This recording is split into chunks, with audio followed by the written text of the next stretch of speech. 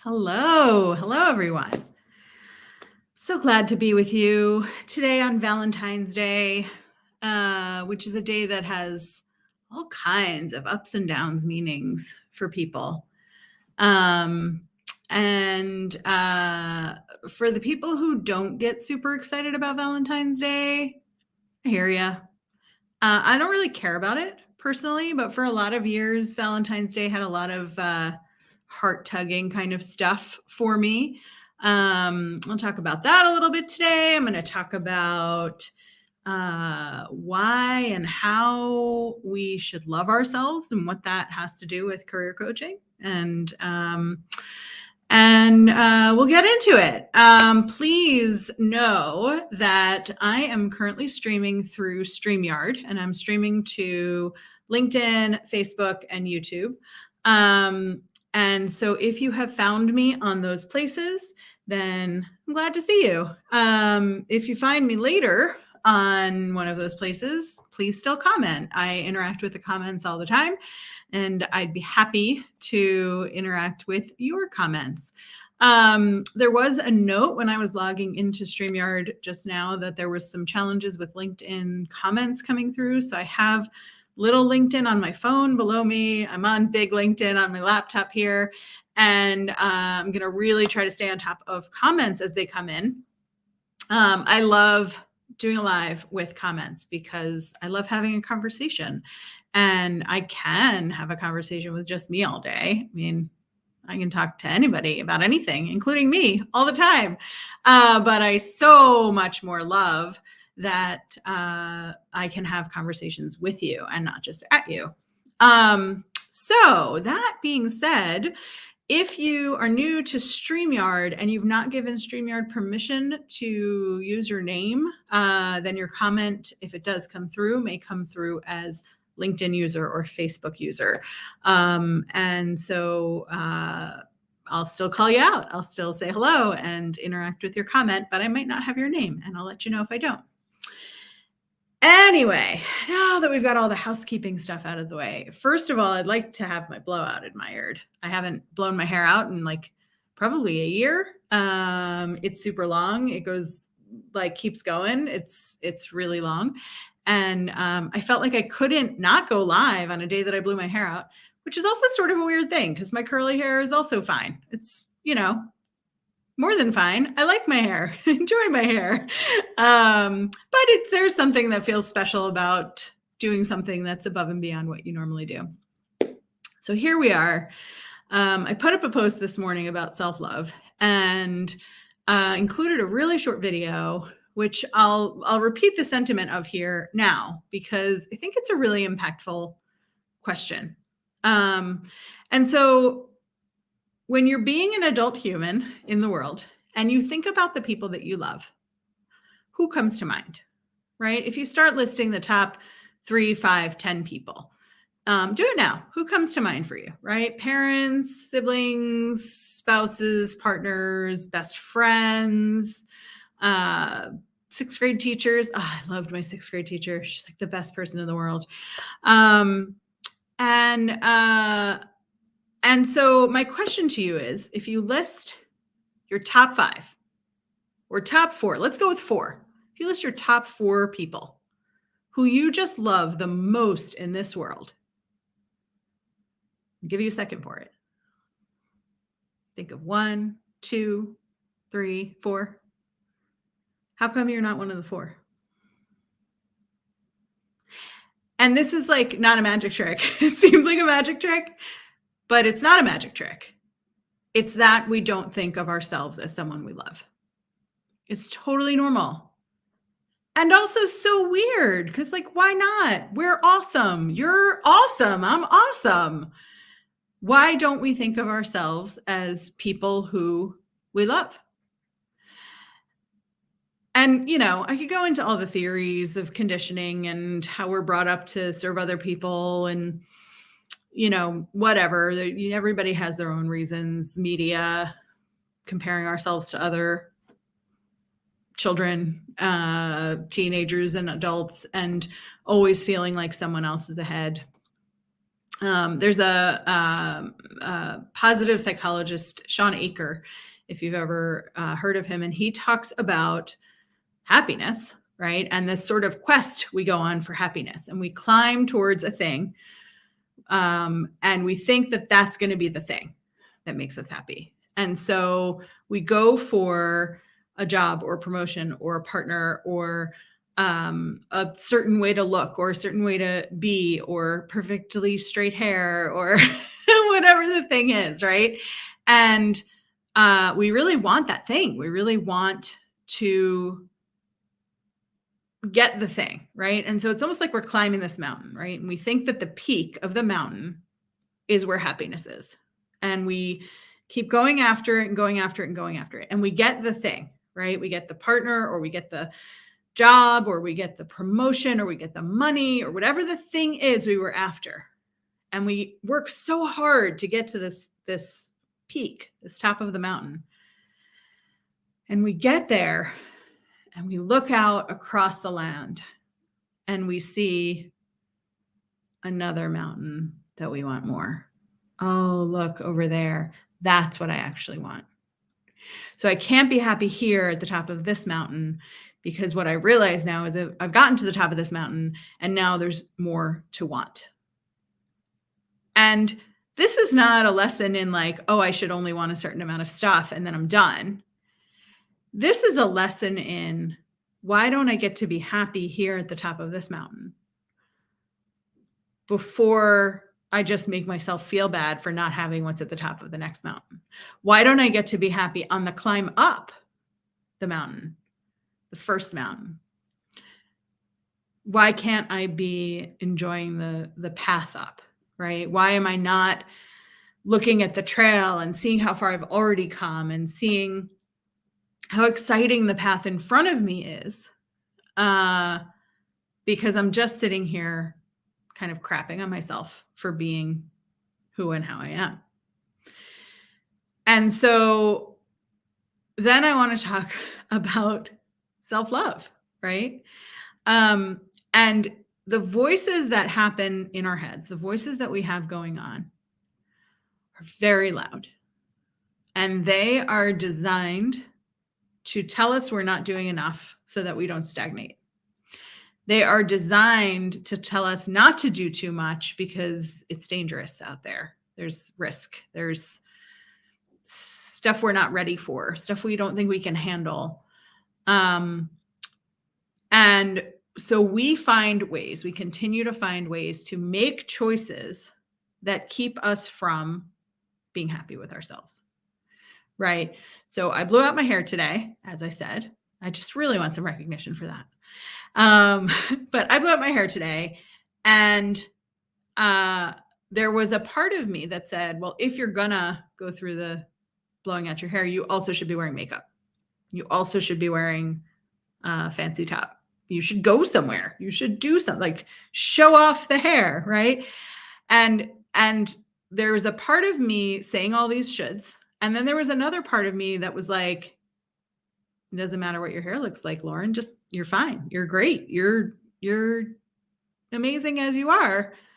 Why are you so worried about your hair? And that part of me that reassured me that I'm okay, that I could show up on this screen with or without makeup, with or without a fancy shirt on, with or without my hair blown out, didn't always exist. Because the other voices, the you can't do it voices, the you're not good enough voices, were very loud. And I think they're really loud in all of us. And you wouldn't have known it. If you knew me, if you had known me for years, you probably wouldn't have known that I had any of these doubts or feelings, or and not just about the way I looked, about the things I did, the work I did. I was a vice president in a nonprofit organization, and I interim managed 1 million departments, and I still felt like people thought I was lazy. I worked 80 plus hours a week, and I still thought people thought I was lazy. And if somebody casually asked me for something and I said like, oh, that's Joey's responsibility, and they gave me like a look or they said like, oh, I thought that was you. In my brain, I was like, that should be you. You're so lazy. You should just do it. Even though it's Joey's job, you should do it. Help this person, right? And so we live in this world inside of our heads where we have made decisions about ourselves, these like default decisions about who and how we are. And whatever we've decided is not good enough. Whatever we've decided is the first mountain that we're going up that we haven't reached yet. And whenever we get to the top of that mountain, there will be another mountain. And so the top of the mountain will not feel like good enough. Unless and until you decide that you're going to be enough. And I know that sounds so simple, right? Like, oh, just decide. No big deal. It's not that easy to decide because these other voices in your head that have said to you, work harder, be better, be smarter, you're not anything if you don't have a partner in your life. You're not anything if you're not thin enough or pretty enough or tall enough or have 6 fingers. I don't have 6 fingers. I would like an extra finger though. That'd be kind of cool. Like I feel like I could use another thumb if it was functional, not if it was just like hanging out, not doing anything. Anyway, digression. So these voices that train us that we're not good enough, the positive thing that they do in some cases is that they drive us to do stuff. They drive us to go for that promotion, to work harder, to get our work recognized, to do our hair or our makeup or go out on dates or whatever it is that we're trying to do, right? And I'm sort of focusing on, you know, life, relationships, fitness, like all the things that we sort of crap on ourselves for. My coaching work focuses on work, right? On careers. And I mostly work with people who are feeling like they hit a mountain, right? They hit a mountain peak in their careers and like, now what? Right now they're looking out at all the mountains and they think like, well, do I have to go all the way down this mountain to go up another mountain? Or am I just like stuck here? Like this is my top and I can't, there is no other mountain for me. There are only mountains for other people. And I help clients decide what's their mountain, right? Like what is it that you want and you feel like you can't have, and why do you feel like you can't have it? And then let's talk about how you get it. And sometimes that's a career change or a job change. And sometimes that's just like figuring out how to work better at work, right? And in all of that is figuring out who you are. I just got a comment from Jen Katz. Hi, Jen. Hi, Lauren. Is this really live? It is really live. Welcome. I'm so glad you made it. So in all of this, I lost my train of thought. What was I talking about? Yes. Okay. So in all of this, we are trying to push ourselves. Jen says, yay. I know. I'm so glad you made it to a live. I've heard you say before that you wanted to make it live, and here you are. And I'm so glad that comments are coming through. So you hit this top of the mountain, right? And you're trying to figure out, like, is this the top of the mountain? And your inside voice that yells at you and tells you you're not good enough says things like, I mean, you're pretty lucky that you got here. So, you know, don't push it, right? Your inside voice says, you're lucky you got here. You don't deserve it. So like, just stay under the radar so they don't get rid of you, right? Your inner voice says things like, they're waiting for you to screw up.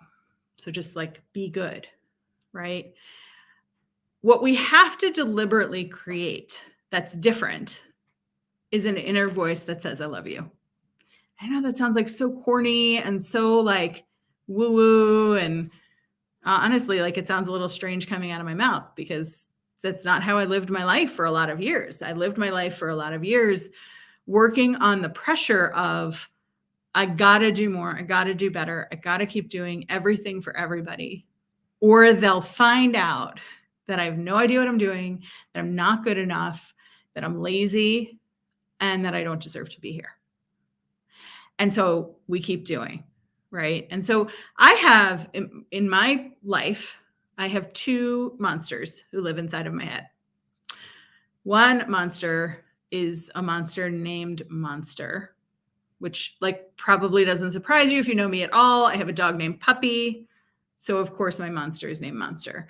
And this monster is he's like tiny. He's like comes up to the bottom of my calf and he hangs onto my left pant leg. He's got blue hair and he wears overalls. He's not Sonic the Hedgehog. He looks different than that. Someday I'll have him drawn. But he hangs onto the bottom of my left pant leg when I'm about to say no to something. And he's like, you can't do it. You can't say no. You got to say yes. You got to do this thing. Whatever this is, whatever anybody's asking you for, you have to do it. Because if you don't do it, nobody's ever going to ask you for help again. Nobody is going to trust you with anything.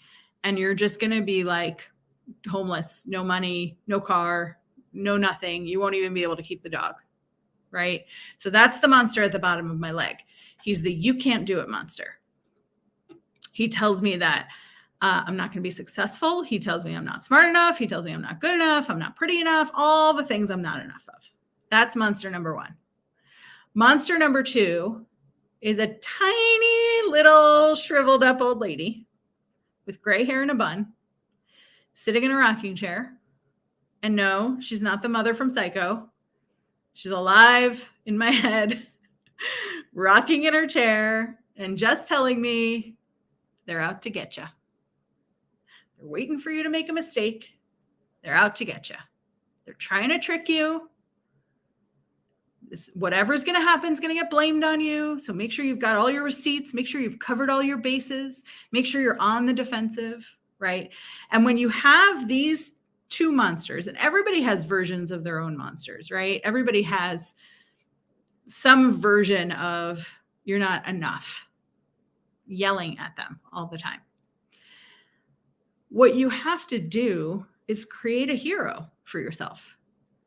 You have to deliberately create that person inside of you, that character inside of you that just loves you, that just like freaking adores you and just tells you like enough is the baseline. You're way more than enough.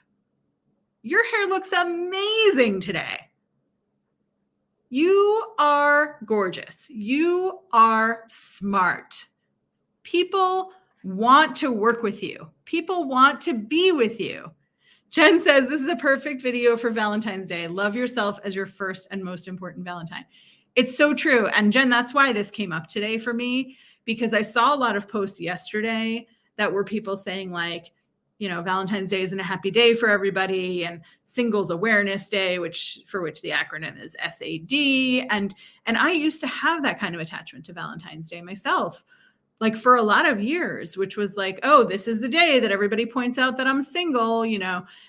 But what I have learned, especially in the past few years, and what I work with my clients on is finding your internal value, figuring out who you are, and figuring out what you love yourself for.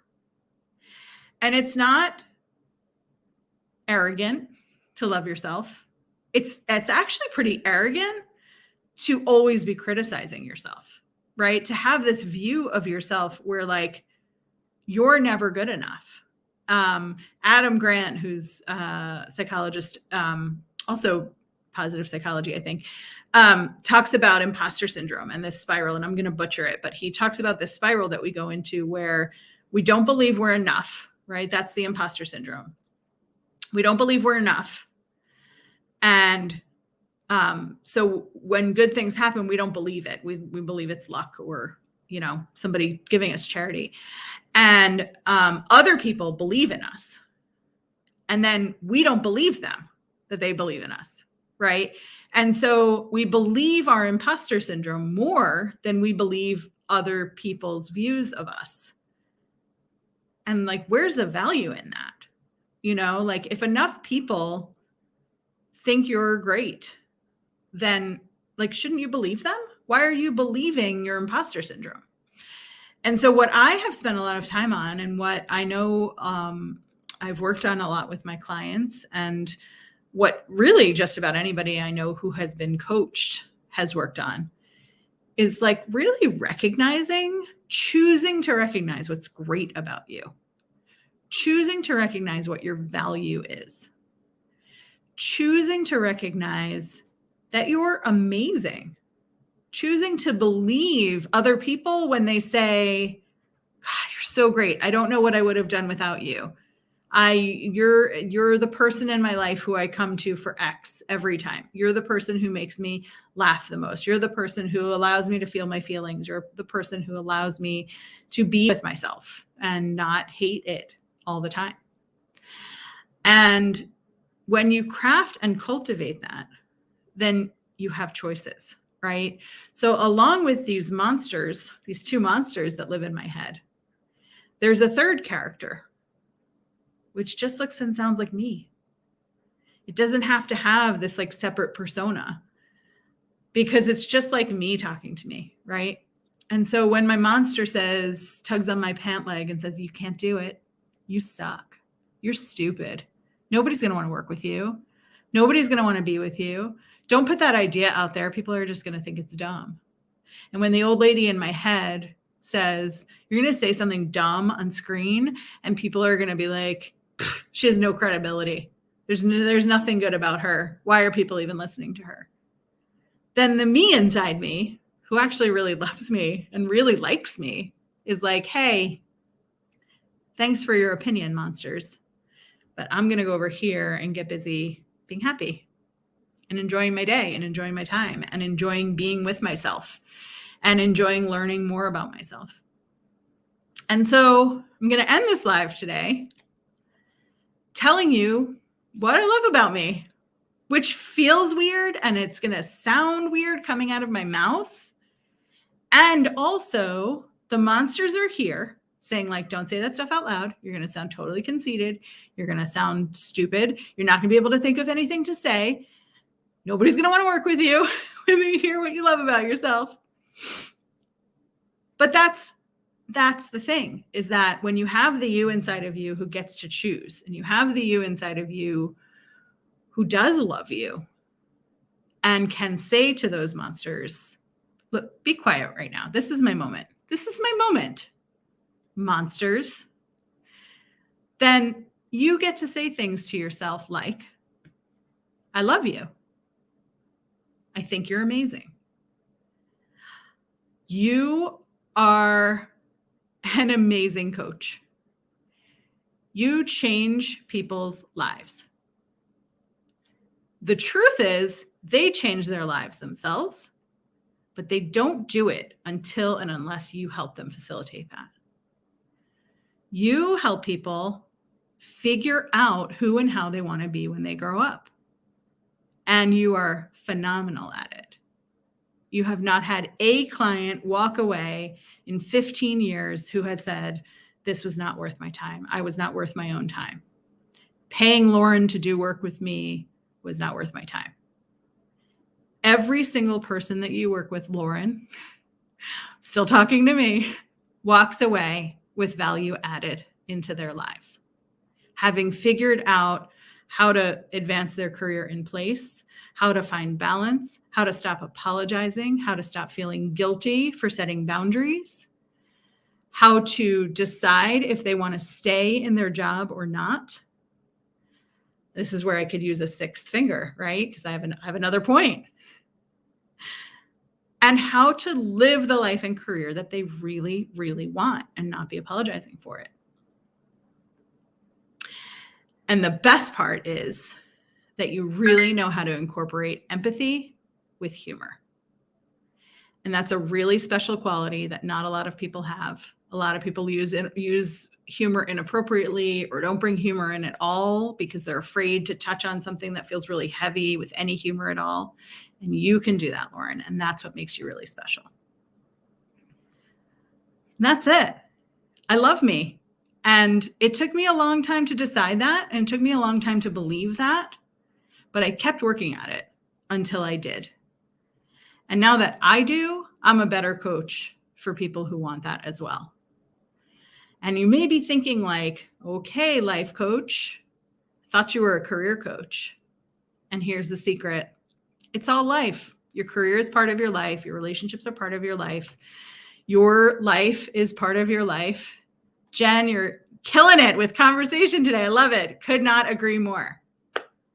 Your life is integrated. You may be career focused, and those are the people that I work with who just like loved their careers at some point, still want to love their careers, may still love aspects of their careers. Something just isn't working. They're losing their lives to their careers. They're losing their days to their careers. Their careers are making them angry or making them feel guilty when they're missing stuff with family and friends, or they're missing stuff at work because they're making priority of family and friends, or they feel like they're missing out on promotions.